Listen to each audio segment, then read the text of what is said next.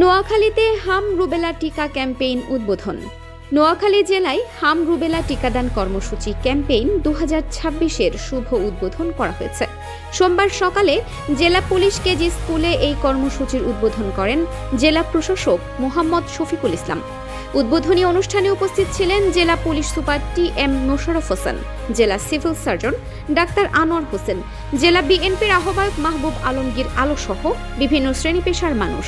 স্বাস্থ্য বিভাগ সূত্রে জানা গেছে, জেলার 9টি উপজেলা, নোয়াখালী পৌরসভা ও চৌমুহনী পৌরসভায় মোট 5,05,350 জন শিশুকে এই টিকাদান কর্মসূচির আওতায় আনা হবে। প্রধানমন্ত্রী জনাব তারেক রহমান এটাকে বিশেষ করে গুরুত্ব দিয়ে অতি অল্প সময়ের মধ্যে ব্যাপক সংখ্যক টিকা হাম রুবেলা ভ্যাকসিনেশনের আজকের এই ক্যাম্পেইনের উদ্বোধনী পর্বে উপস্থিত 6 মাস থেকে 5 বছর বয়সী সকল শিশুকে এই টিকা প্রদান করা হবে।